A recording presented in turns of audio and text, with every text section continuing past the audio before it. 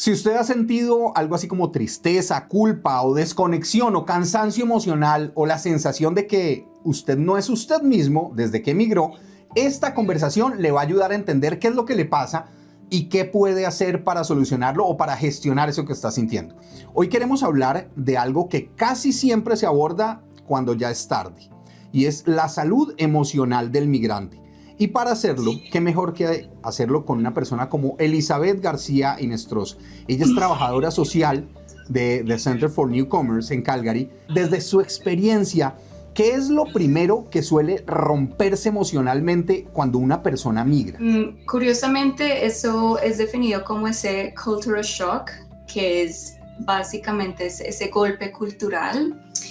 Y algo que muchas veces, de nuevo, cada caso es único, cada persona experimenta esta transición de manera única, pero algo en general que hemos visto es el sentido de pertenecer a una comunidad o el sentido de soy parte de algo. Entonces eso ha sido como uno de los golpes más grandes, esa parte de comunidad. Y la palabra comunidad no es sencillamente como que, yo por ejemplo soy colombiana, entonces decir, no, mi comunidad es colombiana, es mucho más que eso. Es, por ejemplo, la comunidad de, por ejemplo, si eres una persona activa que te gusta jugar fútbol, es la comunidad de que tú puedas tener tu grupo para jugar fútbol, la comunidad que tú tengas el grupo para ir a salir, a comer, la comunidad que tú tengas para sencillamente todas esas actividades sociales que en nuestros países hacemos de una manera muy esporádica, cambian de manera abrupta. Entonces, eso es algo muy fuerte que también crea esa sensación de aislamiento. Entonces las personas pueden desarrollar esa sensación de sentirse solitarias, aisladas, porque ese sentido, esa sensación de estar en una comunidad cambia de manera abrupta. Entonces yo creo que eso sería rutinas, o sea, es simplemente cambiar la rutina de ir a la panadería de la esquina a comprar el pan todos los días o salir y saludar al portero, al celador, al vigilante. Es un tema de rutina, porque muchas veces yo veo es que todo el mundo a uno le pregunta en Canadá, bueno, ¿y qué tal el trabajo? ¿Y qué hubo de los documentos? Y el inglés y toda la cosa, pero pues casi nadie le pregunta a uno, ¿y usted cómo está por dentro? Porque nadie está pensando, digamos, como en esa rutina que tenía uno en su país de origen, ¿verdad? En realidad lo que tú mencionas es parte de esa sensación de comunidad. Entonces, cuando tú estás en comunidad, hay esa conexión social, hay esa conexión emocional, que es esa parte donde tú dices, ¿cómo estás? ¿Cómo va tu día? También hay esa conexión espiritual. Por ejemplo, hay personas que para ir a la iglesia todos los domingos es algo muy importante. Ahora tú cambias eso y de alguna manera sí está conectado a la rutina, pero es mucho más de esa rutina. Es también, por ejemplo, el hecho que tú dices, tengo cita para ver mi doctor. Ahora estás en un nuevo país y es cómo llego al doctor. O bueno, empecemos, ¿cómo consigo un doctor? ¿Cómo puedo conseguir un doctor que hable mi idioma? ¿O cómo le explico al doctor los síntomas? Entonces, es esa parte, la comunidad es un grupo de cambios en tu medio ambiente que afecta no solo la parte de la rutina, sino la parte en cómo interactúas con otras personas y la parte en que cómo las personas interactúan contigo. Claro.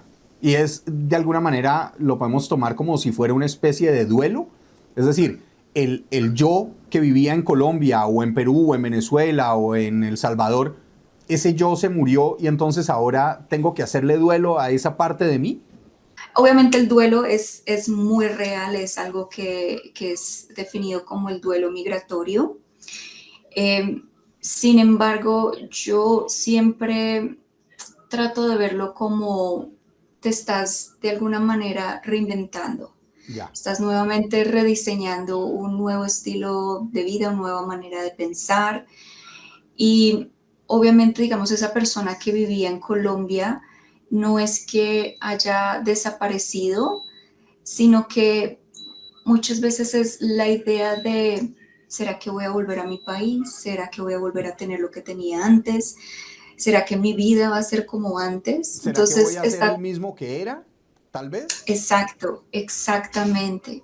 Entonces, efectivamente sí hay un duelo, eh, pero yo creo que hay muchas cosas que a veces se nos olvidan que son transferibles Ujú. a esta transición. Entonces, por ejemplo, eh, voy a hablar, digamos, pensando en los colombianos, ese sentido de ser recursivo, ese sentido de ser alegre, ese sentido de, por ejemplo, de querer compartir en familia, es algo que, digamos, no mueres, sino que te lo traes y te lo reinventas. Entonces, por ejemplo, hay muchas personas que dejan su familia atrás, pero cuando migran a este país empiezan a desarrollar una familia de acá, entonces empiezan a crear ciertos grupos de amigos que se vuelven su familia, su nueva familia, eh, por ejemplo, la parte del idioma, listo, el idioma, hay cosas que yo no puedo hacer, por ejemplo, chistes, hay ciertos comentarios que uno hace en español y que no se pueden traducir al inglés, pero Sí. tú te reinventas y tú dices, bueno, esto es parecido y es como la misma idea, entonces es una reinvención. Bueno, pero esa sensación de pérdida muchas veces es prevalente. Muchas veces uno está más concentrado en lo que perdió que en lo que ganó. Y pues no todo es pérdida, no todo es lo que uno perdió y dejó atrás en Colombia o en el país de donde Ujú. uno pues haya partido. También ha ganado muchas cosas acá. ¿Qué hacer con eso? ¿Le ponemos más atención a las ganancias? ¿Le ponemos más atención a las pérdidas? ¿O le echamos tierrita, como decimos en Colombia? Bueno, de nuevo me encanta esta pregunta porque venimos de una cultura en donde es cabe un hueco y meta todo, tape y siga adelante. O sencillamente nosotros tenemos ese dicho de haga tripas y corazón adentro. Entonces, respondiendo a tu pregunta, yo creo que lo primero es empezar a notar eso, empezar a entender, por ejemplo, hay momentos en que nos sentimos extremadamente tristes o tenemos problemas de manejo de la ira o manejo del estrés y no entendemos de dónde es que sale todo eso. Em, y muchas veces es porque estamos en un proceso de duelo. Entonces, cuando tú tratas como de nadar contra la corriente, de ir en contra de esa experiencia de duelo, te encuentras con esas emociones complejas. Y lo que te decía, por ejemplo, hay personas que dejan sus países por temas de violencia o por temas de mejorar, digamos, la situación económica y ellos dicen, bueno, estoy en Canadá, estoy económicamente mejor, estoy a salvo, mi familia está a salvo, pero yo me siento incompleto, yo me siento de alguna manera infeliz. Y entonces, en vez de tratar de nadar en contra de la corriente, es bueno empezar como a notar qué es lo que nuestro cuerpo nos dice, qué es lo que nuestras emociones nos están tratando de comunicar, porque nuestras emociones son como un tablero en la que nos dice como esa lucecita de tienes que chequear el aceite, tienes que Claro. chequear el motor. Entonces, esa parte yo creo que si me preguntas a manera, digamos, de opinión personal, yo diría es empezar a notar y a reflexionar, a decir, ¿qué es lo que me tiene exactamente así en este momento? Lo otro es no pensar de que todo se fue como a saco roto o todo Claro. está perdido. Entonces, lo que tú acabas de decir, hay cosas que son transferibles. Por ejemplo, la recursividad, la alegría, el sentido de familia, ciertos valores son transferibles. Entonces, estas cosas tienen un valor y a veces cuando entramos en la adversidad, cuando entramos en el duelo, entramos en una visión de túnel, que Ujú. solamente lo que vemos es terrible, malo. Entonces, esa reflexión de decir, bueno, creo que lo que estoy pasando es por un duelo, creo que en este momento estoy añorando lo que tenía, estoy nostálgico porque todos tenemos esa nostalgia, ese Sí. romanticismo con nuestro país.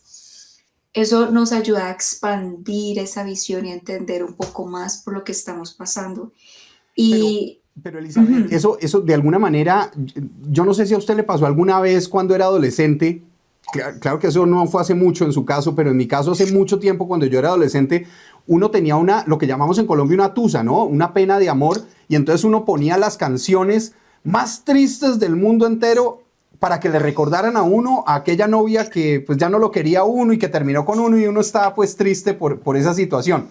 Hay total. gente aquí, hay amigos aquí que yo conozco, bueno, gente que yo conozco, que se la pasan es pendientes de las cosas que pasan en Colombia y entonces eso como que se alimentan la tristeza, ¿no? Entonces, para estar bien, lo que necesitan es estar mal.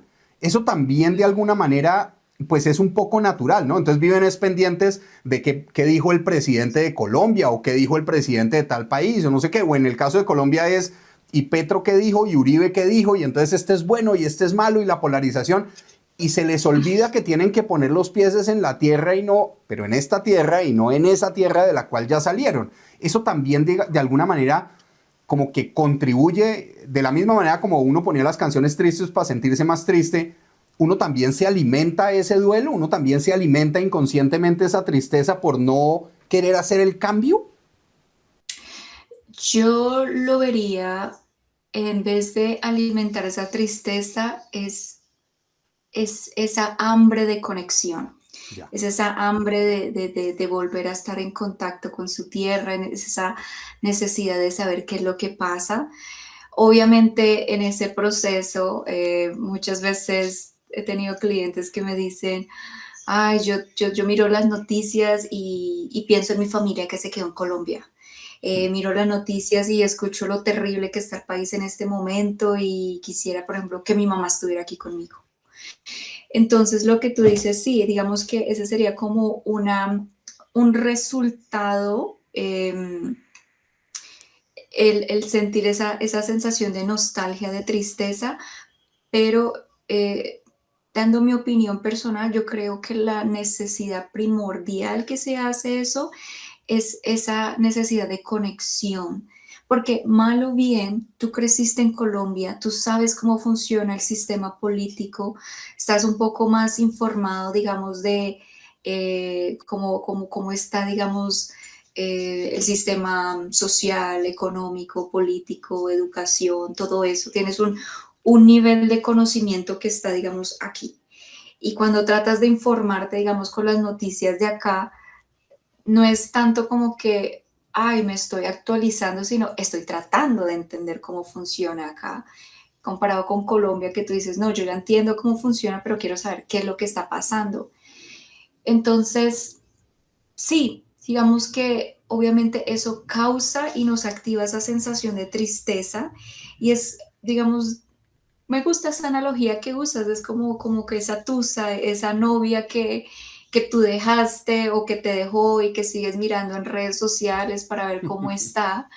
Em, pero En mi época no digamos había que, redes sociales, uno lo que miraba era bueno, las fotos y la agenda y el regalito y el osito de peluche que le regalaron, pero entonces uno sigue mirando aquí es como los noticieros por la nostalgia.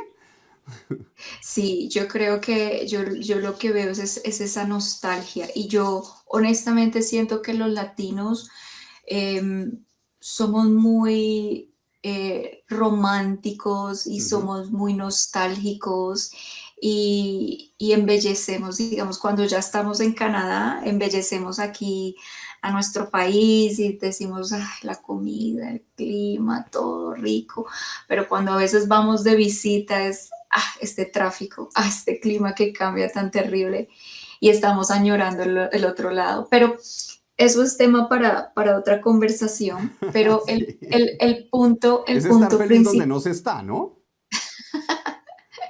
eso es básicamente una nueva identidad, porque tú ya no eres como 100% colombiano, pero tú no eres 100% canadiense. Claro. Entonces tú empiezas a crear como una combinación, como una tercera combinación en donde tú tienes un poquito de acá y un poquito de allá. Bueno, Elizabeth, vámonos para el otro lado. Entonces, cerremos aquí con la nostalgia y metámonos a una parte que es supremamente interesante y seguramente pues todos los que nos están viendo en este video de Canadá tal cual, pues muchos se verán identificados con esto y es que muchos sentimos que no tenemos derecho a quejarnos pues porque de alguna manera estamos, entre comillas, en un país que tiene muchos beneficios y que tiene muchos desarrollos y muchas cosas. Incluso algunas personas, los que han tenido la posibilidad de venir a Canadá, eligiendo venir a Canadá, no es nuestro caso, el de los que llegamos solicitando refugio, piensan o pensamos que no tenemos derecho a quejarnos porque vivimos, para muchas personas, sobre todo para los que viven en Colombia y no conocen Canadá, vivimos en el paraíso y que aquí todas las calles son pavimentadas en porcelana y que todo es absolutamente divino. Pero ¿qué daño le puede hacer la idea a ese migrante de no tener derecho a quejarse? ¿Tenemos derecho a quejarnos o no tenemos derecho a quejarnos, Elizabeth? Claro que sí. Pero antes de saltar en el tenemos derecho a quejarnos, que la respuesta es absolutamente claro que sí, es importante entender que hay diferentes factores de migración. Entonces, en la literatura ellos se diferencian como algo que se llama el push and pull factors. Entonces, el push, el que es como cuando alguien te empuja, entonces es como cuando tú estás, digamos, buscando refugio, cuando tu vida está en riesgo, cuando tú necesitas, digamos, sentir como que hacer ese cambio de manera drástica. Entonces muchas veces para esos inmigrantes que tienen que hacer ese salto de manera drástica porque son temas, digamos, donde la vida está en riesgo, eh, hay poca planeación, hay poca preparación, y me refiero a preparaciones, despedirse de la familia, dejar cuentas claras, etcétera, etcétera. En comparación con los otros, digamos, la otra categoría de inmigrantes son inmigrantes, digamos, que son trabajadores calificados, son inmigrantes que están llegando con visa de trabajo, son inmigrantes que están siendo, digamos, refugiados, apadrinados por esposo, familia, mamá, papá. Entonces muchas veces ellos tienen tiempo de planeación, ellos tienen tiempo de preparación, la familia les informa de cómo es, las universidades. Entonces toman una decisión un poco más informada y en el proceso de esta información ellos entienden sus derechos y sus deberes o sus derechos y sus responsabilidades. Entonces, en el tema de la transición es un poco más amigable cuando tú estás más informado, cuando tienes personas que te reciben, que hay familia que te recibe, cuando llegas y llegas con trabajo. Entonces, ahora, respondiéndote a tu pregunta, teniendo en cuenta esta definición, muchas veces las personas dicen lo que hablamos inicialmente, dicen, bueno, yo estoy a salvo, mi vida no está en riesgo, entonces yo debería estar agradecido, yo no me tengo que quejar de nada, el gobierno me está apoyando, estoy entrando en ese low income support, estoy recibiendo un subsidio para esto, no tengo absolutamente nada que quejarme. Entonces, aquí es un tema que varía de persona en persona y yo digo es vivir con dignidad es muy importante, ¿cierto? Y a veces nos decimos, bueno, nos llega dinero del gobierno y ya estuvo bueno, ya no tengo por qué quejarme, pero muchas veces eso no es suficiente o muchas veces uno de los requisitos para tú recibir ese dinero es que no puedes trabajar, entonces quedas atrapado como en una situación en donde tú dices, no es lo suficiente para yo vivir de manera digna, pero si trabajo, voy a trabajar y no voy a hacer lo suficiente que necesito, entonces quedo en este espacio, entonces no me puedo quejar, me tengo que quedar donde estoy. O, por ejemplo, te dan un trabajo, digamos, estás teniendo tu primer trabajo, no hablas inglés y en el trabajo no te dan tu hora de almuerzo o tus 30 minutos de almuerzo, lo que sea que te den. No te dan, digamos, no terminas no te dan un horario de entrada y salida, no me puedo quejar, no me puedo quejar. me están dando este trabajo.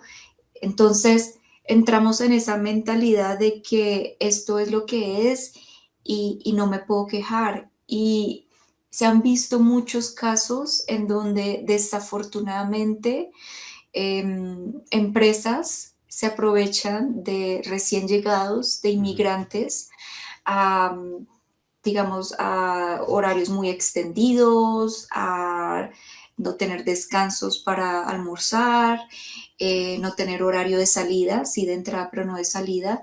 Y es por esa mentalidad lo que tú, no es una mentalidad, sino es un miedo a como que a no encajar o un miedo a de que eh, lo que si nos quejamos nos va a impactar nuestro empleo, nos vamos a quedar sin empleo.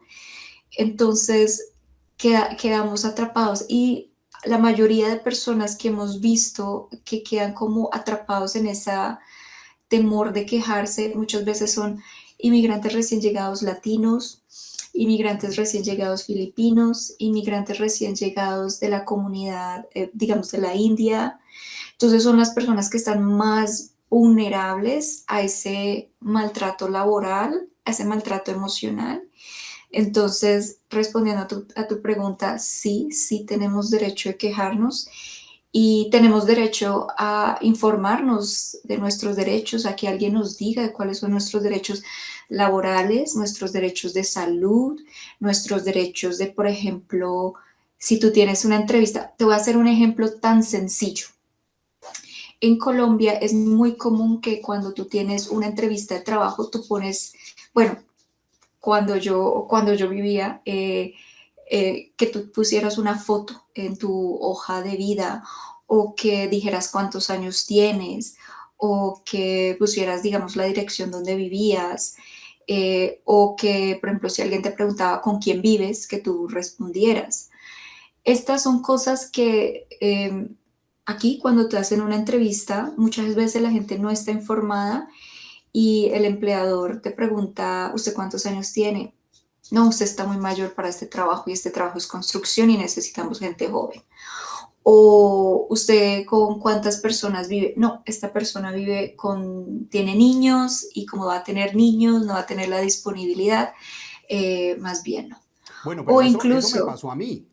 Eso, sí, sí, eso me pasó a mí. A mí me entrevistaron bueno, en un trabajo que tuve y lo primero que me dijeron fue, ¿cuántos años tienen sus hijos? ¿Usted tiene hijos? Sí, sí tengo hijos. ¿Y cuántos años tienen? No, tienen tales, tales y tales edades.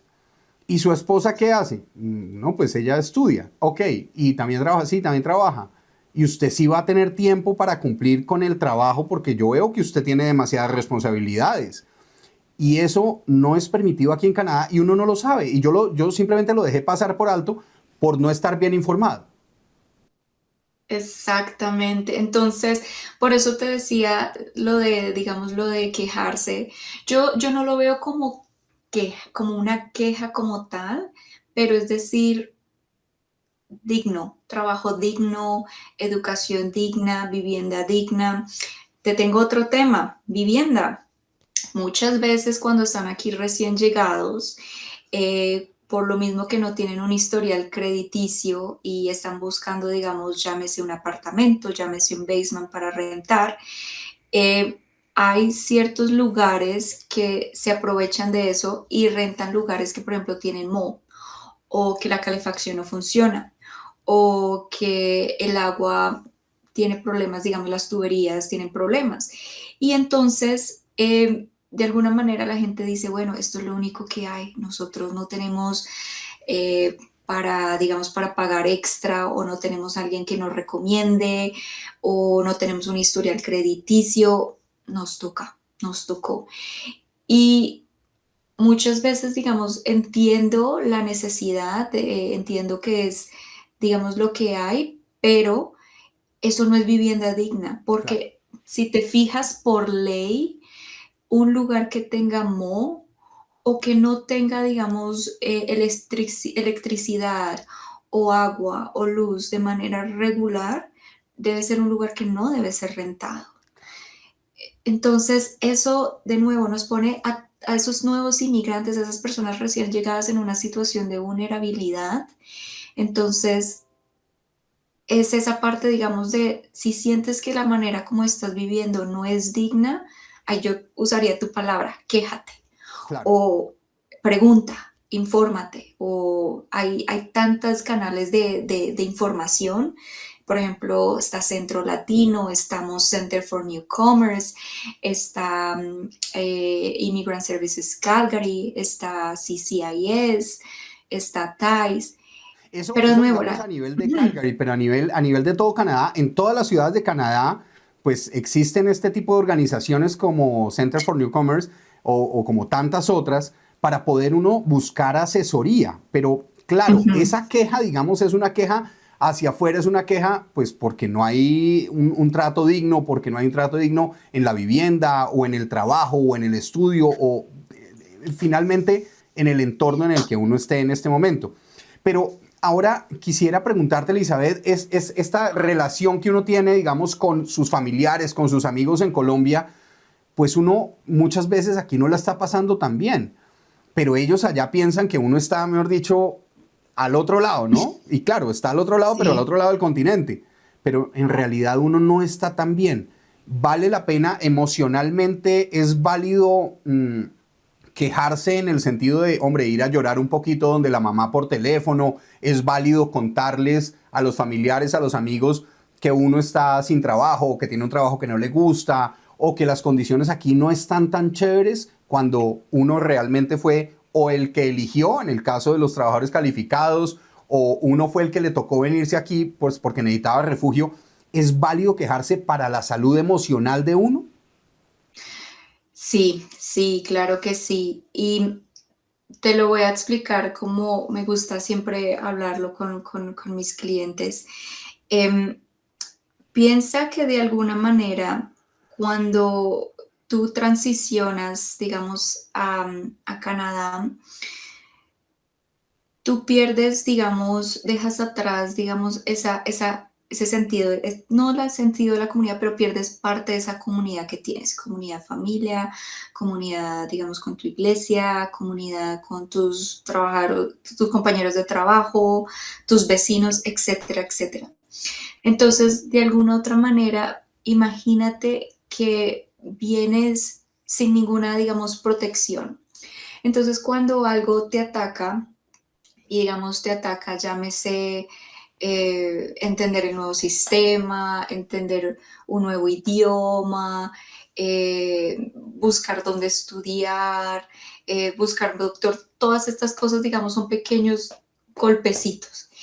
Y cuando tú tienes pequeños golpecitos todo el tiempo, a toda hora, eventualmente esos pequeños golpecitos se acumulan y ya no se vuelven pequeños, ya se vuelven golpes Claro. y empiezas, digamos, a tener problemas. Entonces, yo siempre trato de decir, es importante empezar a crear barreras de protección. Entonces, barreras de protección puede ser, digamos, estar en contacto con mi familia, crea como un chaleco, piénsalo como un chaleco de protección. Los golpecitos van a seguir pasando porque es parte de nuestra transición, pero ya ahora tenemos una capa más. Okay. Entonces, digamos, tener, digamos, esa conexión con la familia, decirle, digamos, a la familia lo que está pasando, poder, digamos, no callar, sino decir, estoy triste, estoy mal, hoy, digamos, apliqué un trabajo y no me lo dieron, o esto está pasando. Y muchas veces decirle a la familia, mira, yo no necesito que me resuelvas los problemas porque yo entiendo, estamos a kilómetros de distancia, pero yo quiero que me escuches, solamente con escucharme. Y no vas a creer el apoyo tan grande que es sencillamente tener a alguien que te escuche. Muchas veces las personas dicen, yo sé, nadie puede resolver mis problemas en este momento, pero necesito desahogarme, necesito sacar todo esto de mi sistema. Sí. Entonces eso empieza a crear esa capa de protección. Otra capa de protección es empezar a buscar, digamos, diferentes comunidades. Y no me refiero solamente a la comunidad latina, pero por ejemplo, muchos de los hombres latinos con los que trabajo les encanta jugar fútbol. Mm. Entonces, de mirar como que dónde puedo conseguir un grupo que esté jugando fútbol, dónde puedo buscar esto, dónde hay. Eso te crea otra capa de protección. Hay personas que en nuestra comunidad hay muchas personas que son religiosas. ¿A qué iglesia puedo ir? Hay servicio en español. ¿Dónde hay servicio en español? Crea otra capa de protección. Y como te dije, los golpecitos no van a pasar porque son cosas que tenemos que lastimosamente vivir y lidiar y aprender, digamos, a navegar, pero esos son herramientas que te permiten, digamos, que te protegen. Entonces, el llorar, yo siempre les digo, el llorar es lo más terapéutico en este mundo. Porque si tú lo piensas, un bebé cuando quiere transmitir sus emociones de que tengo hambre, tengo sueño, no estoy feliz, estoy incómodo, me duele, como no ha desarrollado ese lenguaje, la manera más orgánica y natural es llorar, es manifestar. Y a pesar de que seamos adultos, esa manifestación de nuestras emociones o ese medio en cómo se manifiestan nuestras emociones no desaparece. Entonces, mira, el llorar nos reduce el cortisol, el llorar nos ayuda, digamos, a nivelar ciertas, digamos, hormonas en nuestro cuerpo. El ayudar a las mujeres también nos permite como tener como esa regulación nuevamente. A los hombres, yo digo, obviamente el llorar es señal de debilidad, que es lo que nos han enseñado desde pequeños, pero llorar es, así como cuando tú te ríes a carcajadas con un chiste, el llorar es decir, necesito manifestar esta emoción y a veces no tenemos palabras como manifestarlo, a veces como que no sé cómo decirlo, pero lloro. Entonces el llorar es ese lenguaje no verbal de nuestras emociones. Bueno, pues entonces me quedo tranquilo en ese sentido porque entonces no está mal que yo llame a mi mamá a llorar. Y si llorar es debilidad para los hombres, entonces yo sí me siento supremamente orgulloso de ser un hombre profundamente débil porque yo lloro hasta despidiendo un avión de carga. Y eso yo creo que de alguna manera pues me ha ayudado a mí personalmente a llevar adecuadamente, quiero decirlo así, el proceso de migración, que no ha sido tan fácil. Pero una cosa que sí se me ha hecho difícil a mí, sobre todo como papá, es el tema de los hijos. O sea, Ujú. nuestros hijos se han adaptado muchísimo más rápido que nosotros. Claramente tienen un cerebro pues que es más plástico, son más jóvenes, están más abiertos a muchas cosas, vienen menos contaminados porque han tenido menos tiempo en el mundo para contaminarse con ideas preconcebidas seguramente. Y ellos entienden, digamos, mejor cómo funciona el sistema, aprenden más rápido el idioma, conocen más rápido el país que uno y muchas veces los papás sentimos que o perdemos el control o perdemos la autoridad. ¿Cómo manejar eso con nuestros hijos? Porque evidentemente, pues los chinos van mucho más avanzados que nosotros, los niños, quiero decir, ¿no? Me encanta esta pregunta porque yo trabajo también mucho con padres, trabajo también con adolescentes y voy a, voy a tratar de quitar un mito. Hay un mito muy grande y es el mito en que los chicos cuando llegan a una edad adolescente, una edad joven, ellos no experimentan el duelo o ellos no alcanzan a percibir el cambio. Te digo, llevo más o menos 2 años trabajando con chicos que tienen problemas, digamos, que quieren evitar la escuela, que no les gusta, o tienen, digamos, problemas de alimentación. Y te digo, los niños también experimentan el duelo migratorio. Ellos también lo experimentan, pero ellos lo experimentan de una manera muy diferente. Entonces, muchas veces ese duelo, como te dije desde el inicio, hay personas que tienen destellos de ira, tienen destellos de tristeza o tienen como emociones extremas y no entienden por qué. Muchas veces los adolescentes o los niños tienen, digamos, destellos de, llámese, de rebeldía o de tristeza o de ira, mal genio, y es en parte porque ellos están experimentando un duelo. Ujú. un duelo migratorio. Entonces, muchas veces los padres, de nuevo, es lo que tú compartes es algo que muchos padres consideran y es, bueno, mi hijo está joven, aprendió el idioma súper rapidísimo, está súper bien. Y lo que digo, digamos, no es que sea 100% en todos los chicos y las chicas, quiero aclarar eso, pero hay, digamos, hay chicos que se acoplan bien, hay chicos que, digamos, te empiezan a tener cierto conflicto con sus padres y es parte de ese duelo. Claro. Entonces, no sé si has visto, por ejemplo, con los niños, el dolor de estómago. No, Sí. hoy estoy enfermo, hoy Esas no son las quiero ir, me duele. somatizaciones para no ir para el colegio, ¿no? Decíamos Eh, en sí, Colombia. sí, entonces no, me duele el estómago, estoy fiebre. Y hay chicos que genuinamente su cuerpo desarrolla una fiebre y genuinamente su cuerpo desarrolla, digamos, dolor de estómago y son dolores muy reales, pero son, digamos, son dolores que están, digamos, nosotros no podemos tratar la parte mental sin la parte física y la parte física sin la parte mental porque todo está de manera, incluida la manera espiritual. Entonces, todo está, digamos, de una manera interconectado. Entonces, respondiéndote a tu pregunta, yo creo que lo primero, como, digamos, para los papás, es entender y decir, bueno, yo estoy experimentando un duelo como adulto. Ahora la pregunta es, ¿será que estoy suponiendo que mi hijo está bien y que mi hijo se ha adaptado súper bien?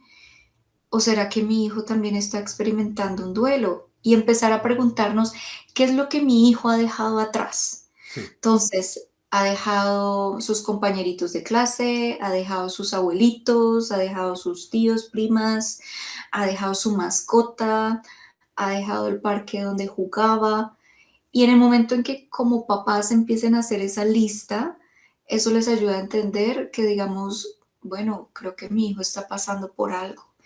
Lo otro es, eso es lo primero, empezar a hacer esa reflexión, Ujú. entender que los niños también pasan por duelo migratorio, entender qué es lo que los niños han dejado atrás. Número tres es también tratar de entender qué es lo que le estamos pidiendo a ellos, porque muchas veces es, llegamos y al año, como tú sabes, los papás llegan y al año los niños ya están en la escuela, entonces ya están metidos en la escuela, entonces los niños es, ok, estoy en una escuela, no hablo el idioma, hay un montón de gente extraños, estoy en un ambiente totalmente fuera de lo común, la manera como las clases funcionan acá, en Colombia a ti te dan tu estructura, tú tienes tu horario, acá, digamos, tú tienes que, digamos, elegir ciertas clases y esas clases que eliges vas a determinar la carrera a la que quieres entrar en la universidad, entonces hay un tipo de presión un poco más diferente, entonces le estamos pidiendo, digamos, a un niño que está recién llegado a sumergirse en este ambiente, estar bien, aprender y empezar a tomar decisiones. Entonces, hay chicos, de nuevo, quiero valorar la resiliencia y quiero valorar eso.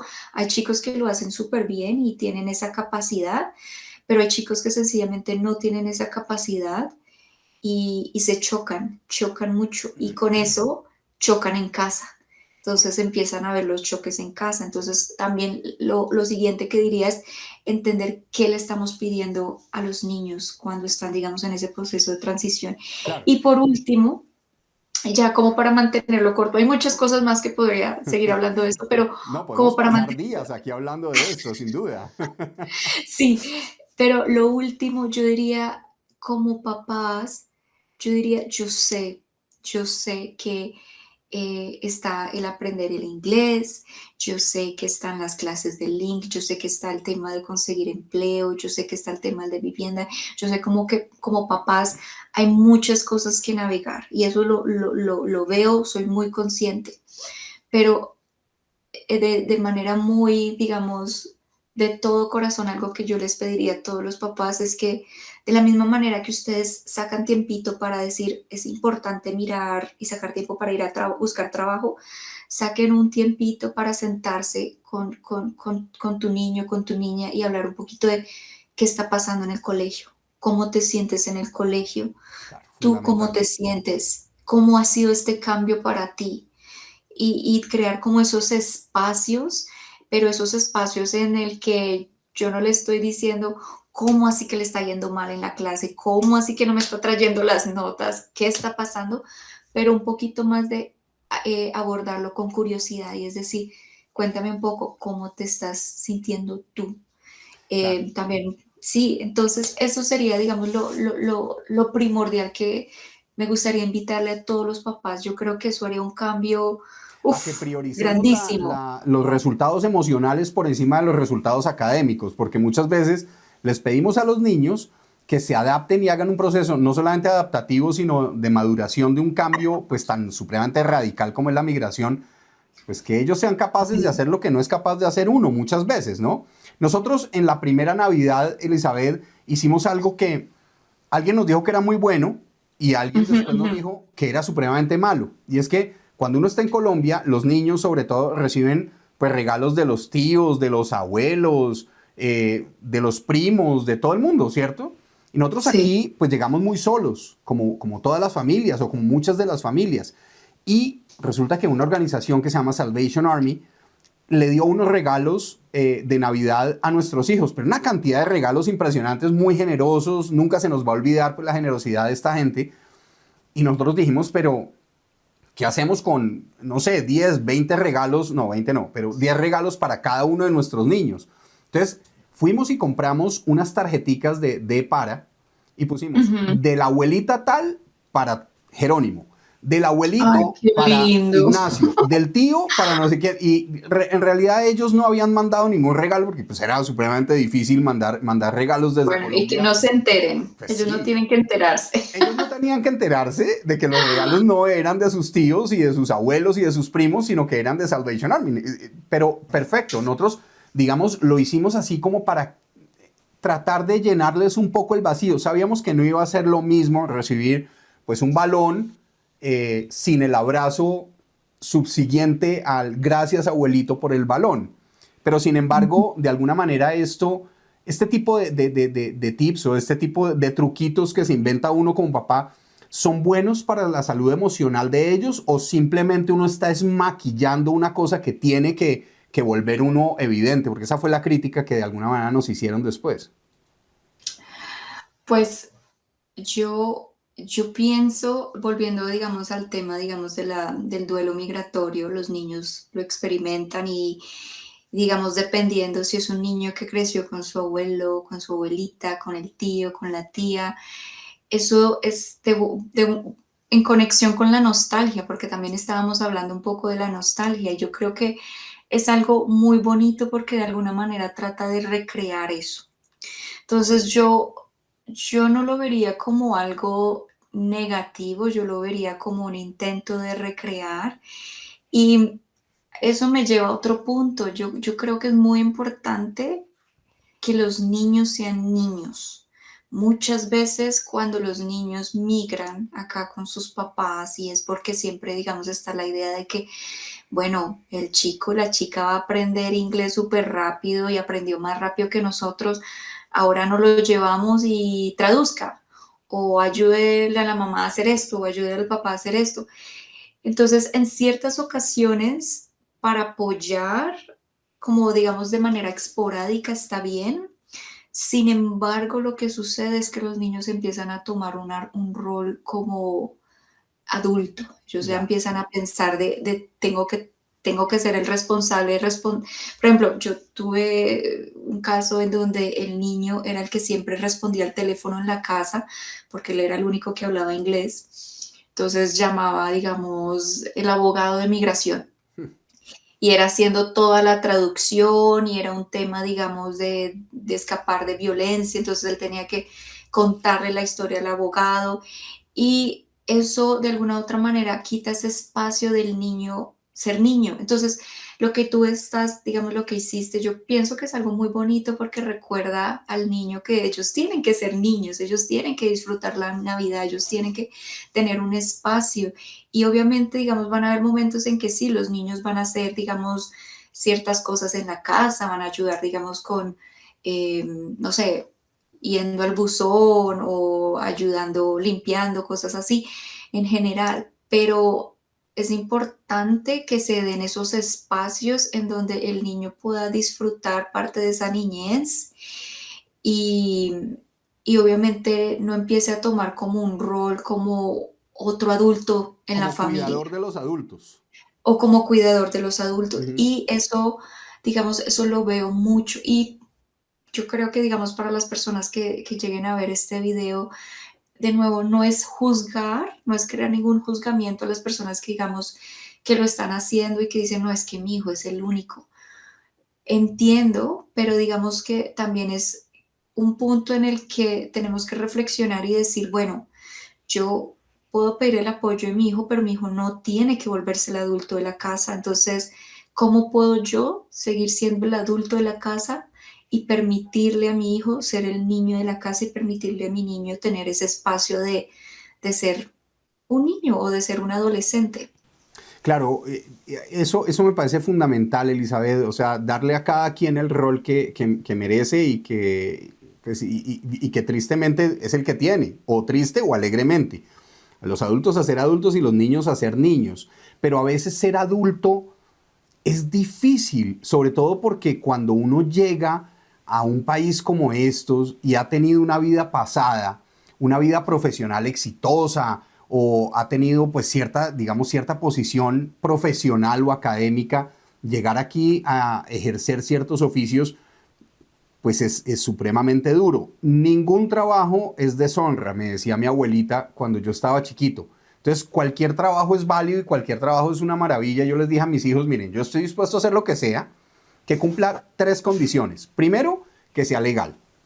Segundo, que no atente contra mi salud. Y tercero, que me sienta tan orgulloso que pueda seguir mirándolos a la cara a ustedes todos los días. Digamos que eso es claro. Pero yo quiero contar una anécdota que sucedió en esta familia, en esta casa. A mí me afectó muchísimo haber sido periodista. Y pues con María Lourdes tuvimos pues programa de televisión en Colombia y dirigimos un programa de radio y pues teníamos, digamos, nuestra vida profesional, era una vida profesional supremamente satisfactoria. Yo no sé si exitosa o no, porque pues, eso es harto hablar, digamos, de eso, pero satisfactoria sí, a nosotros nos encantaba ser periodistas. Y un día yo dije, es que yo quiero volver a ser el que yo era en Colombia. Y María Lourdes, con toda la sabiduría del mundo entero, me dijo, no, un momento, usted no quiere volver a ser lo que era en Colombia, usted quiere volver a hacer lo que hacía en Colombia, porque lo que usted era en Colombia sigue siéndolo en Canadá. Usted sigue siendo arquitecto y usted sigue siendo médico y usted sigue siendo abogado y usted sigue siendo periodista o usted sigue siendo lo que sea. Llegar aquí no es dejar de ser, sino dejar de hacer y tal vez reinventarnos nuevamente es la palabra. Pero ¿cómo afecta el autoestima a un, no sé, a un médico, por ejemplo, que esté en este momento trabajando en construcción? ¿Eso realmente, digamos, sí tiene una cura o no hay nada que hacer? Y como dice, pues, hombre, asúmalo y enfréntelo. Bueno, yo pienso, hay dos partes en esta pregunta. Yo pienso que uno es lo que tú empezaste hablando, que es la definición de ser exitoso. Yo pensaría que es muy importante como replantearnos a qué o cómo definimos el éxito o cómo o para nosotros qué es ser exitoso. Si exitoso es ganar muchísimo dinero o es hacer el trabajo de mis sueños o es, digamos, ser capaz de proveer a lo que mi familia necesita o proveer lo que necesitamos en casa. O tener una Entonces, colección de diplomas. También hay gente que piensa que sí. eso es el éxito, ¿no? Exacto. Entonces, muchas veces nuestra definición del éxito está basado en una mentalidad capitalista, en el hecho de que más es mejor y por ende soy exitoso. Entonces, yo pienso un poquito de ese punto como una manera como de altruismo, como altruista, y pienso que más que para mí el éxito está muy en conexión con la tranquilidad, con la paz mental, con la felicidad. Y es si estoy mentalmente tranquila, si estoy mentalmente estable, si estoy mentalmente llena, por ende estoy feliz y por ende me considero exitosa. Pero de nuevo, por eso te digo, es muy importante entender qué es lo que definimos con éxito, porque teniendo esa definición de éxito, ahí ya podemos, digamos, embarcarnos en la decisión de quiero ser exitoso Ujú. porque de esta manera, porque esto es lo que representa para mi éxito. Ahora, ya habiendo dicho eso, pienso que para los que son doctores, para los que son arquitectos, me gustan mucho, o médicos, o cualquiera que sea tu profesión, eh, tú no dejas de ser arquitecto, tú no Claro. dejas de ser médico, tú no dejas de ser periodista, tú no dejas de ser doctor. Es algo que, digamos, sí o sí tú lo llevas contigo porque de alguna manera es parte de nuestra identidad. Entonces, muchas veces la manera como pensamos, como actuamos, llámese tú estés haciendo un trabajo de construcción, lo que sea que estés haciendo, tus valores, tu parte moral está siendo muy influenciada por por esa profesión y esa educación que recibiste y esos valores y tu parte, digamos, de moral. Entonces, eso no se va, no se despega. Claro. Y lo que te dijo María Lourdes me parece muy inteligente, muy sabio, porque es eso, tú, listo, tú no dejas de ser, tú dejas de practicar, tú dejas de hacer eso. Ahora es cómo puedo transferir lo que sé a, a esta nueva profesión. Por Ujú. ejemplo, no sé si has tenido, digamos, la oportunidad de entrevistar a otras personas que, por ejemplo, estudiaron medicina en sus países y ahorita se están reinventando y ya, digamos, son, hay personas que he conocido que ya son trabajadores sociales, que Ujú. en sus países fueron médicos, hay personas que en sus países fueron abogados y en este momento ahora están en el campo de, digamos, de lo que es contadores, se volvieron contadores. Entonces, muchas de esas cosas lo han como, estas cosas han mutado y han evolucionado y se han reinventado y han dicho, bueno, no puedo hacer esto, pero esto lo que aprendí me sirve para esto. Claro. Entonces yo quisiera hacer eso como una invitación porque yo sé que todos tenemos de alguna manera un ego profesional Bueno. y estamos como que orgullosos de decir yo soy periodista, yo soy abogado, yo soy arquitecto y esto me ha pasado mi vida y a esto me quiero dedicar el resto de mi vida. Y cuando transicionamos, empieza lo que tú dices, esa crisis de identidad, ¿quién soy? ¿Será que tengo algún valor? ¿Será que sirvo para algo? Porque he escuchado a personas que dicen, yo ya no sé lo que hago, no sé para dónde voy, porque toda mi vida era arquitectura. Entonces, ahí es esa parte de, bueno, listo, es arquitectura, ¿qué más puedo hacer con esto? Piensa que has cambiado de una empresa y has entrado en una empresa donde no contratan arquitectos y te han contratado. Entonces tú dices, bueno, de lo que aprendí en la empresa que trabajaba antes en arquitectura, qué puedo aportar acá? ¿O qué puedo, en qué me puedo meter? He tenido personas que han estudiado arquitectura y, digamos, ahorita están en el momento de diseño de interiores o están, digamos, en la parte de, están, digamos, en campos totalmente diferentes, pero la arquitectura creó unas bases muy importantes para ellos poder ser, digamos, los profesionales que son ahora. Entonces, esa parte me gustaría, digamos, también hacer como una invitación, Y ahí, como ahí que, digamos que ahí hay que, yo quisiera hacer el énfasis en la palabra transferencia.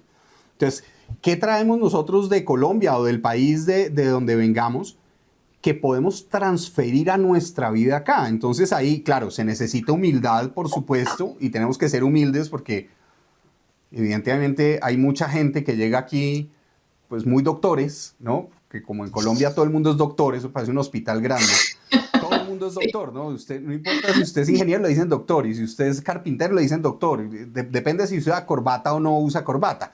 Pero digamos que yo me quedo es con, hay que ser humilde, pero lo que no hay que hacer es resignarse. O sea, yo dije, bueno, perfecto, está bien, yo voy a volver a hacer lo que hacía y traté de transferir mis conocimientos del periodismo y entonces ahora tenemos un canal de YouTube en el cual pues tratamos de prestarle, o tratamos no, es que le prestamos un servicio de información a las personas, porque digamos cuando uno es periodista lo que quiere uno es servir a las comunidades. Nosotros tenemos una comunidad muy bonita en Canadá tal cual y a través del canal nosotros nos sentimos realizados de poder seguir haciendo periodismo y poder seguirle explicando a la gente qué es lo que sucede en Canadá, qué es lo que está sucediendo en el mundo, que por qué Donald Trump tal cosa o el señor Carney tal cosa, qué sucede con la migración, cuáles son las nuevas medidas que ha adoptado el IRCC frente a tal o cual tema. Y por supuesto, traerles a personas como Elizabeth García que nos pueden hacer la vida no un poquito, sino muchísimo más sencilla, muchísimo más amable, porque la migración evidentemente es un choque que duele. La migración duele, no es para todo el mundo, pero para que duela menos, tenemos que entender qué es lo que nos está pasando, que no nos estamos volviendo locos, que eso es absolutamente normal lo que está sucediendo, pero aquí es donde yo quiero entrar como con más fuerza en la entrevista, Elizabeth, porque hay un tema que me preocupa muchísimo y es Ujú. cuáles son esas señales que tenemos que atender como seres humanos, que tenemos que atender como personas que somos bondadosos con nosotros mismos, que ya la cosa no es normal, o sea, cuando ya la vaina no es manejable, cuando ya no podemos solos, ¿cómo nos tenemos que dar cuenta que ya nos está quedando grande, que necesitamos pedir ayuda y que si no lo hacemos, pues estamos poniéndonos en riesgo nuestra salud mental, incluso nuestra salud física y nuestra salud emocional e incluso, y piénsenlo así, si ustedes no piden ayuda a tiempo, están poniendo en riesgo a sus familias enteras? ¿O me equivoco, Elizabeth? Sí, Alberto, yo quisiera empezar diciendo que de la misma manera de que, digamos, le damos importancia yendo al doctor cuando nos sale como, digamos, ay, me salió una ronchita acá, o ay, tengo una alergia acá, o ay, algo me cayó mal, o ay, tengo una fiebre, que corremos al doctor, vamos a mirarnos al doctor para que nos revise. De la misma manera tenemos que prestarle atención a nuestra salud mental. Entonces, muchas veces con la salud mental, por lo mismo que no es tan visible, por ejemplo, tú te caes y te das un moretón y te sale un moretón, tú lo miras y es observable, ¿sí? O te cortas y la sangre, entonces tú dices, ah, esto requiere atención, pero muchas veces con la salud mental, como son cosas que no son tan fácil de ver a la vista, entonces tenemos como esa tendencia a no hacerlo prioridad. Entonces, yo quisiera como hacer esa invitación de que la salud mental es igualmente importante a tu salud física. Entonces, como que prestarle esa misma atención. Ahora, en términos de síntomas, yo lo primero es, si ustedes necesitan, digamos, esta urgencia de tengo algo que tengo que estoy cargando conmigo en el pecho y que necesito sacarlo y en este momento no tengo a nadie o no puedo contarle a mi familia o no me siento capaz de contarle a mi familia, eh, ya de por sí, ya es importante y ya es de por sí hay, digamos, nosotros ofrecemos servicio de consejería, hay otros lugares que ofrecen los servicios de consejería Ujú. y ya de por sí sería una muy buena idea acceder a estos servicios. ¿Cuáles son esas señales, Elizabeth? ¿Cuándo Ujú. tenemos que decir, hombre, ya, no sé, me voy a inventar, es que no me quiero levantar por las mañanas, o lloro todo el Sí, día, o no sé, ¿cuáles son esas sí. señales que tenemos que atender? ¿Cuándo es que Ujú. tenemos que pedir ayuda? Bueno, entonces, como había dicho, a veces no es necesario esperar esas señales, uno puede sencillamente buscar ayuda en cualquier momento, pero si te estás haciendo, si eres de esas personas que solamente van y deciden buscar ayuda cuando ya, digamos, estás en alto riesgo, yo diría la primera señal es, digamos, cuando sientes una tristeza extrema. Esa tristeza extrema puede estar reflejada en que no tienes ganas de comer, no tienes apetito, sencillamente, sencillamente la comida no te apetece, o a veces también puede estar presente cuando has notado que estás comiendo de manera excesiva. Y por excesiva, digamos, si tú normalmente comes 3 veces al día y pasaste a comer 6 veces al día, todo el tiempo tener comida, y a veces cuando estás comiendo no sientes que estás, o sea, digamos, tenías tu plato de comida al frente y en algún momento te das cuenta, desapareció, no lo sentiste, nada, y sigues con hambre y quieres comer. Eso es hay un término para eso, y es como en inglés se le dice stress eating, que es, digamos, como que el comer por estrés. Ujú. Otro síntoma es, digamos, la dificultad de levantarnos en las mañanas, salir de la cama, o la dificultad de tener, digamos, los cuidados básicos de higiene. Entonces sientes, ya digamos, sientes que no tienes ganas de levantarte de la cama, sientes no ganas de bañarte, de no cepillarte, de no organizarte. Y no es solamente en un día, ya es por un periodo muy prolongado, muy, muy prolongado. Otro término es cuando, por ejemplo, ya empiezas a tener pensamientos de que quisieras desaparecer, o quisieras cerrar los ojos y, digamos, desaparecer, o quisieras, digamos, irte a dormir y no volverte a levantar.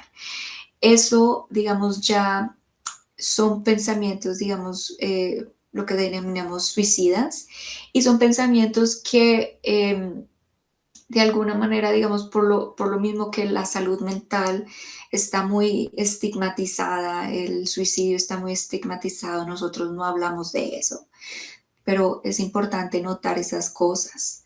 Entonces, digamos, hay muchas líneas de ayuda. Yo creo que al final de esta conversación te daré un poco, de hablar un poquito de las líneas de ayuda que hay.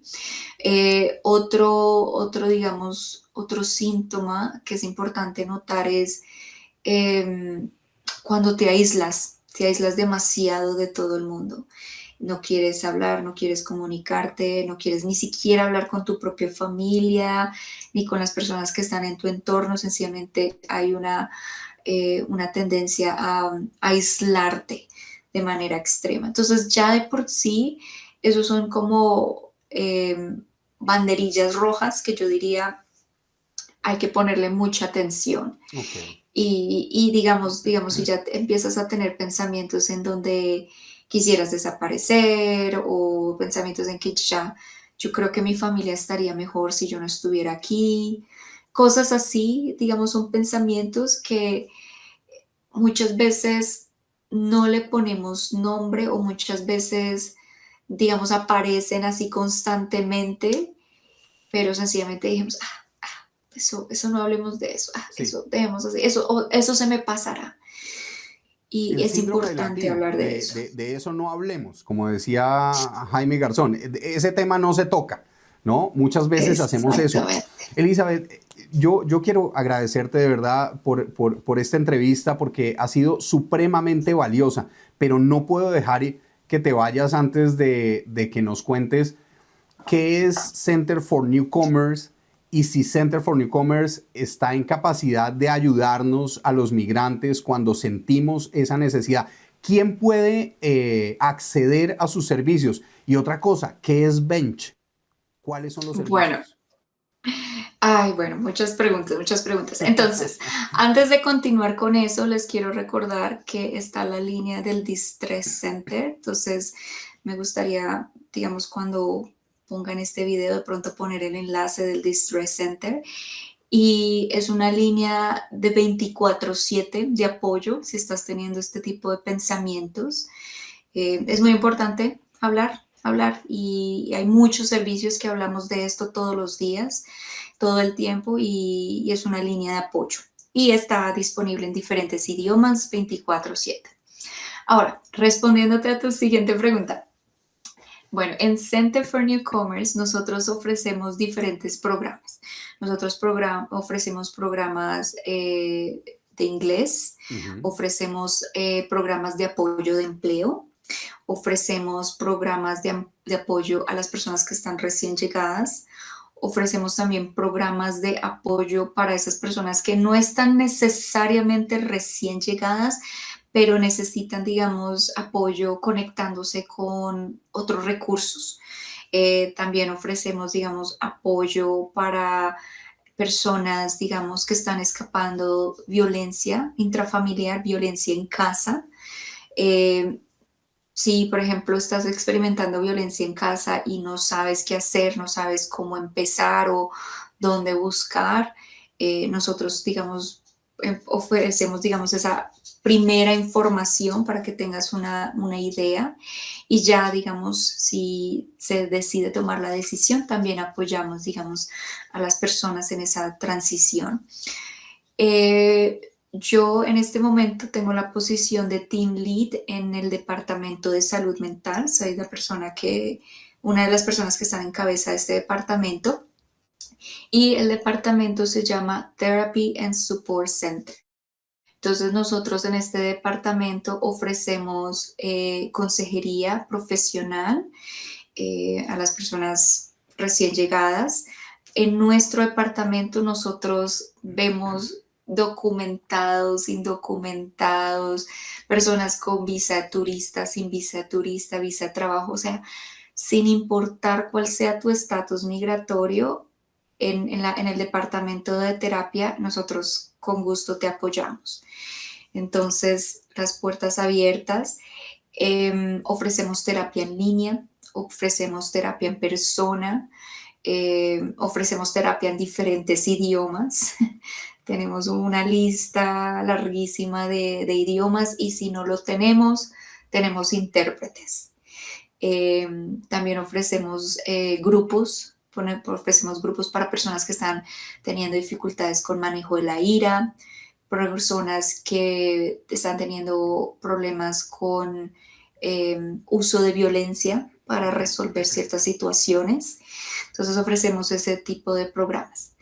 Ahora, en consorcio con otras agencias, Center for Newcomers se ha unido con el Distress Center, otra agencia que se llama CCIS y TIES, y ha lanzado un proyecto que ya lleva más de 2 años que se llama Bench.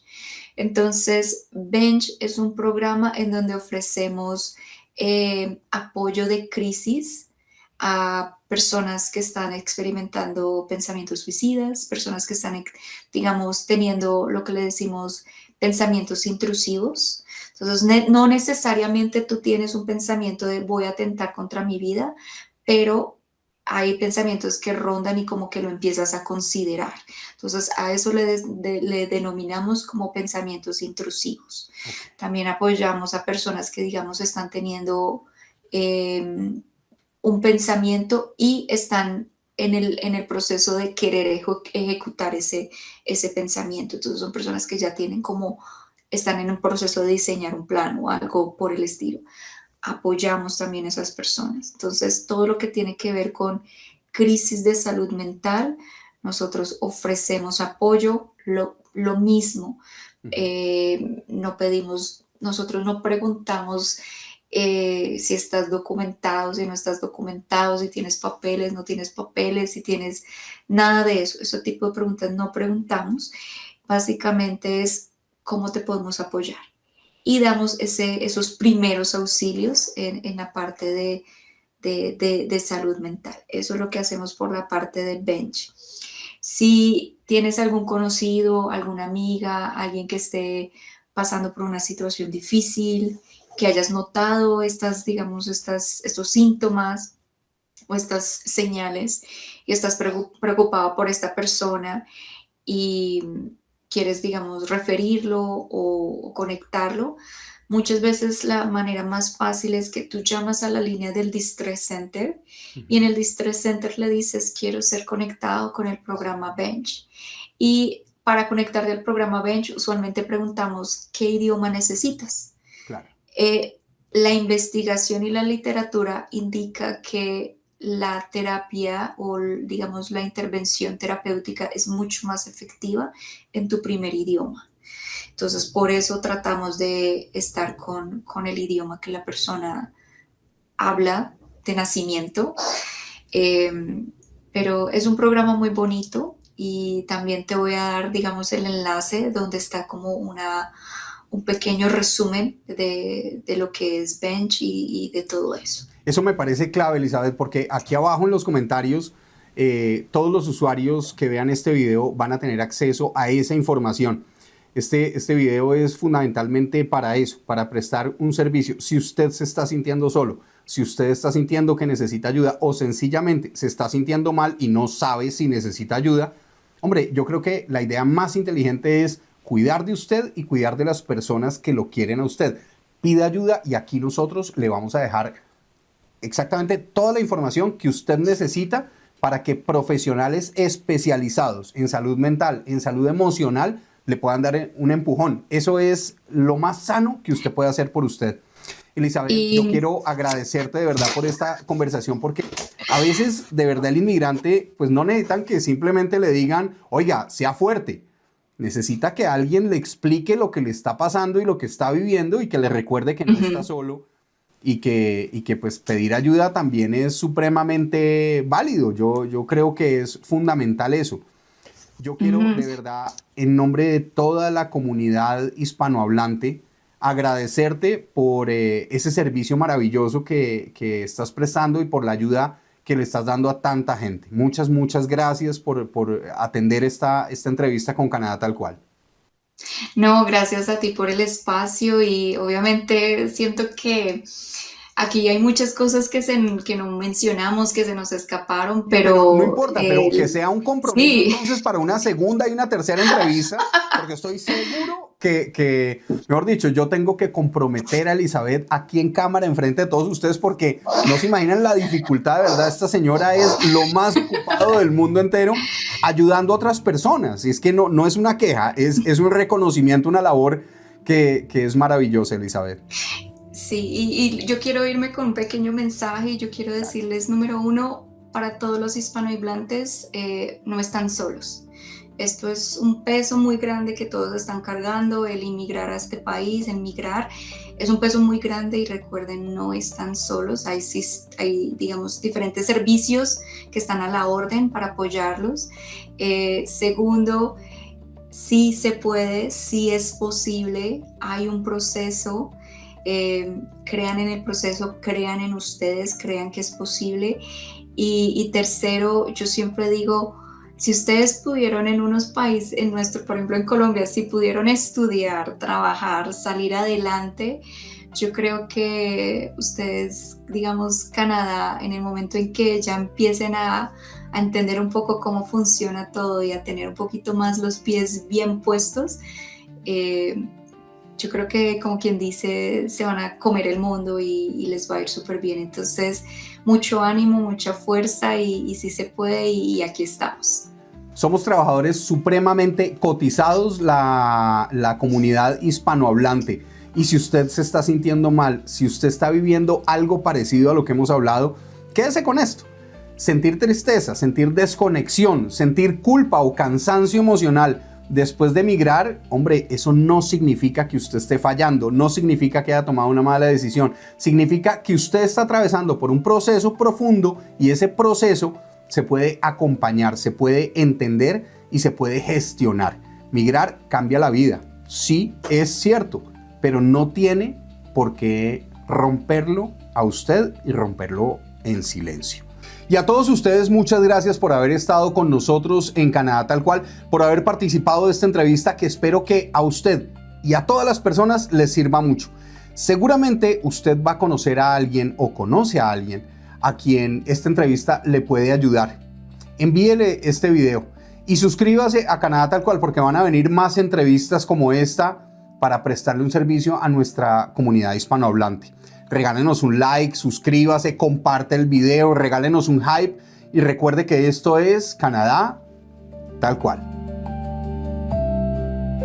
Los invitamos a ver las noticias de Canadá y el mundo en nuestro canal aliado NordTV News y a seguirlo en YouTube y Facebook.